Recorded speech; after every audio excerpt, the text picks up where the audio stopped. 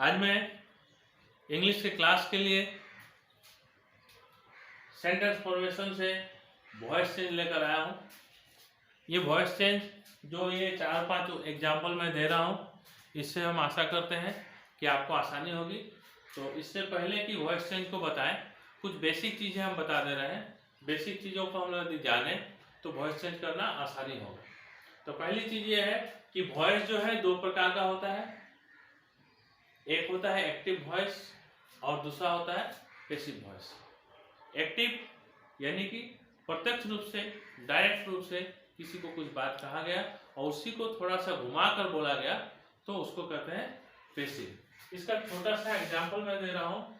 Subject के अंदर विशेष रूप से 3 चीजें होती हैं: सब्जेक्ट, वर्ब, ऑब्जेक्ट। और ये हो गया एक्टिव। और यही जब ऑब्जेक्ट को हम लोग यहाँ ला दें और सब्जेक्ट को यहाँ ले जाएं और वर्ब वहीं रहे, तो ये पैसिव का रूप लेगा।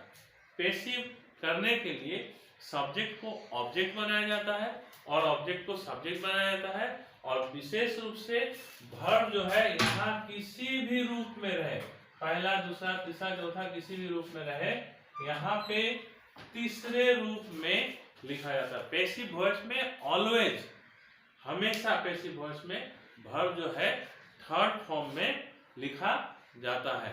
तो इस बात को केवल याद रखेंगे यदि कि सब्जेक्ट को ऑब्जेक्ट यानी पहले जो है उसको अंत में ले जाएंगे और जो ऑब्जेक्ट है उसको पहले ले आएंगे और वर्ब को थर्ड रूप में लिखेंगे, तो बहुत हद तक आसान होगा ये वॉइस चेंज करना। उसमें और कुछ बातें ध्यान रखनी है। हम लोग को पहचानना पड़ेगा सब्जेक्ट कौन है। तो सब्जेक्ट वो है जो कार्य को कर रहा है और कार्य का प्रभाव जिस पे पड़ रहा है वो है ऑब्जेक्ट। तो सब्जेक्ट, ऑब्जेक्ट। और वर्ब यानी जो काम हो रहा है। तो वर्ब आईएनजी फॉर्म में हो सकता है, वर्ब पास्ट फॉर्म में हो सकता है, प्रेजेंट फॉर्म में हो सकता है, किसी भी फॉर्म में रहे, लेकिन हम लोग वर्ब का तीसरे रूप यानी कि पास्ट पार्टिसिपल में, पैसिव में लिखेंगे।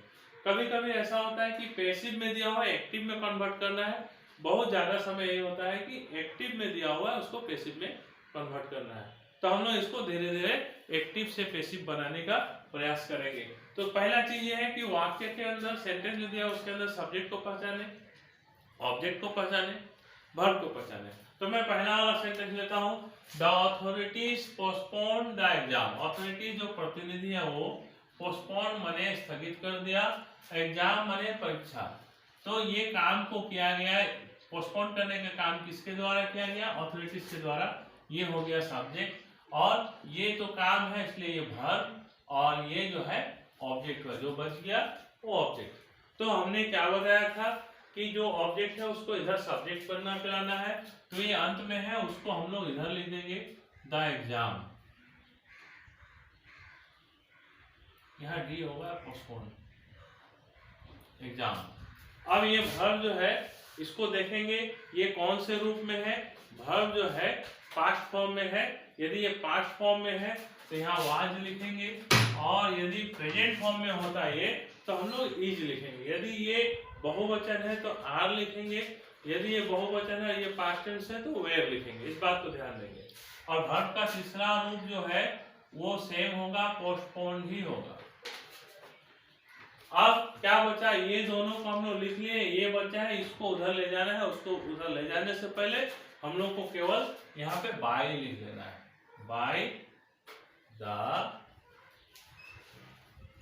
अथॉरिटीज। सिंपल रूप से यदि हम लोग चाहें तो बहुत आसानी से इसको हम लोग बना सकते हैं। सिर्फ करना क्या है, सब्जेक्ट को ऑब्जेक्ट बनाना है और ऑब्जेक्ट को सब्जेक्ट बनाना है, और वर्ब का तीसरा रूप लिखना है। सब्जेक्ट और ऑब्जेक्ट को सब्जेक्ट जब बनाएंगे तो इसके अनुसार ये एक वचन है तो इज या आर या हैज जिस तरह का जरूरत होगा, जरूरत के मुताबिक हम लोग बी वर्ब को लगाएंगे। और जब सब्जेक्ट को उस ओर लिखेंगे अंत में ऑब्जेक्ट बनाकर, तो उससे पहले ज्यादातर केसेस में बाय लगता है। कहीं कहीं पर कुछ चेंजेस होते हैं, वो आगे चलकर बताया जाएगा। अब इसमें आता है the teacher delivered A lecture to a group of students. यहाँ में डिलीवर्ड मैंने प्रदान किया, दिया, लेक्चर यानी कि भाषण हम लोग यहाँ में लेक्चर क्लास में है, तो इसलिए इसको क्लास में जो स्पीचेस दिए जाते हैं किसी विषय पर उसको बोला जाएगा भाषण ही बोलेंगे। और ये सब्जेक्ट डिलीवर करने का काम कौन किया, तो टीचर ने किया, इसलिए ये सब्जेक्ट हुआ, ये है सब्जेक्ट, और ये हुआ ऑब्जेक्ट, ये हुआ वर्ब। तो ये क्या हुआ, ये बच गया। इसको हम लोग समय अनुसार कहाँ पे सेट करना उसको सीखेंगे। फिलहाल हम लोग ये तीन चीजों को पहचानेंगे। ये तीन चीज है सब्जेक्ट, ये वर्ब, ये ऑब्जेक्ट। तो ऑब्जेक्ट को सब्जेक्ट बनाकर लिखना है, यही काम है यहाँ पे मैं बताया, ऑब्जेक्ट को सब्जेक्ट बनाकर लिखना है। तो उसको हम लोग लिखते हैं ये लेक्चर। ये वर्ब जो है ईडी फॉर्म में है, पास्ट टेंस में है, ये एक वचन है इसलिए वाज। यदि ये बहुवचन में होता तो वेर, ये प्रेजेंट टेंस में होता तो इज। अब डिलीवर का थर्ड फॉर्म भी वही होगा, डिलीवर्ड। अब रह गया ये, तो इसको लिखने से पहले मैं यहां बताया बाय देकर इसको लिखना पड़ता है, तो हम लोग यहां लिख देंगे बाय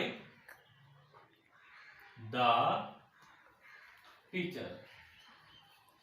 तो ये बच गया, इसको हम लोग यहां उतार देंगे।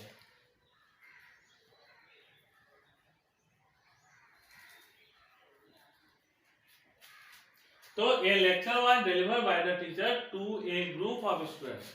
हम लोग चाहें तो ये ज्यादा परफेक्ट होगा यदि ये जो है ये to the group of a teacher, ये बाय टीचर लिखने से पहले यहां डाल दें यदि, तो ये ज्यादा परफेक्ट होगा। कहने का मतलब ये है कि ये जो सब्जेक्ट है अंत में ही जाएगा, यानी कि द बाय द टीचर इसको अंत में लिखें। तो लेकिन इसको ज्यादा आसान बनाने के लिए मैंने कहा कि इसको पहले ये पूरा हिस्सा जो है इसको बना लिए, जो बच गया उसको लिख दो, वो भी गलत नहीं होगा। Next, she had read the book. पहला बात तो ये है रीड जो है इसका पहला दूसरा तीसरा वर्ब फॉर्म सब एक ही होता है, तो इससे हम लोग पहचानेंगे हैड पास्ट टेंस है। रीड द स्टोरी, ये सब्जेक्ट हुआ, ये द स्टोरी ऑब्जेक्ट हुआ, तो इसको इधर लिखेंगे द स्टोरी। हैड है, जब हैड रहेगा, हैज रहेगा, हैव रहेगा तो उसके साथ बीन लगा देंगे सेंटेंस के अनुसार। ये पास्ट टेंस है तो हैड बीन, हैज बीन। ये यदि बहुवचन है प्लूरल है तो हैव बीन। ये पास्ट टेंस है इसलिए हैड बीन लगाएंगे। जब भी हैव हैज हैड रहेगा तो उसमें बीन ऐड होगा। तो द इसको इधर लिख लिए, the story had been. Read का पहला दूसरा तीसरा फॉर्म सब यही होता है, तो थर्ड फॉर्म में लिखेंगे रीड। उसके बाद बाय, सी नहीं लिखा था, सी को हर लिखा जाता, ये समझ लेना है। आई को मी लिखेंगे, यू को यू ही लिखेंगे, सी को हर लिखेंगे, ही को हिम लिखेंगे, दे को देम लिखेंगे। इस तरह से चेंजेस होते हैं ऑब्जेक्ट लिखने के टाइम। अब sister will make a toy, ये ऑब्जेक्ट हुआ, ए टॉय। ये विल है, इसको विल बी लगाएंगे, याद रखेंगे बी लगेगा। जब हैज हैड लगेगा, हैज हैड हैव होगा तो बीन लगेगा, और फ्यूचर में रहेगा तो बी लगेगा। तो ए टॉय विल बी। अभी मेक थर्ड फॉर्म क्या होता है, वर्ब का थर्ड फॉर्म लिखना है, तो ये मेड होगा, और बचा कौन, बाय सिस्टर। अब यहाँ पे एक क्वेश्चन वाला दिया हूं। क्वेश्चन क्या है, can Sanjay change the voice. क्या संजय वॉइस चेंज कर सकता है? इसका आंसर यस और नो में आ रहा है। जब भी इस तरह का होता है तो ये जो ये हेल्पिंग वर्ब है यानी कि बी वर्ब है, ये इस ओर आया, इसको यदि हम यहाँ रखते तो Sanjay can change the voice, तब यहाँ फुल स्टॉप होता है।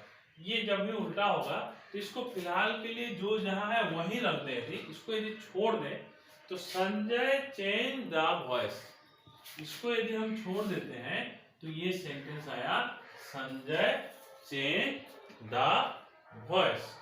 तो इसको हम लोग वैसे ही लिख देंगे, इसको कुछ नहीं करेंगे, कैन वैसे ही लिख देंगे। अब इसमें देखते हैं, संजय चेंज द वॉइस, तो द वॉइस इधर आएगा, ये वर्ब है, ये ऑब्जेक्ट है, ये सब्जेक्ट है। द वॉइस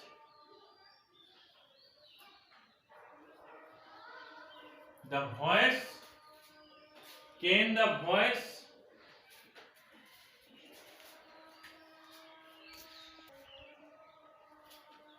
भूल गए थे उतना लंबा एक ही बार में पढ़ के कर लिए।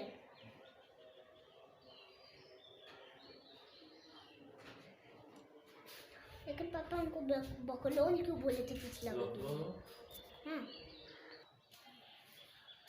कैन द वॉइस, ये वर्ब लिखना है जब इस तरह का क्वेश्चन मार्क वाला रहेगा और ये इंट्रोगेटिव सेंटेंस रहेगा। इंट्रोगेटिव सेंटेंस का मतलब हुआ कि यस और नो में आंसर दे सकते हैं, तो ये वर्ब को लिखने से पहले बी लगाएंगे, बी याद रखना पड़ेगा। और ये चेंज थर्ड फॉर्म हो जाएगा। बाय, कौन बचा है? संजय। सिंपल रूप से हम लोग ये कर सकते हैं कि वॉइस चेंज करते समय, वॉइस चेंज जब भी करना होगा तो एक्टिव से पैसिव बनाते समय पैसिव में हम लोगों को वर्ब का थर्ड फॉर्म ही लिखना है।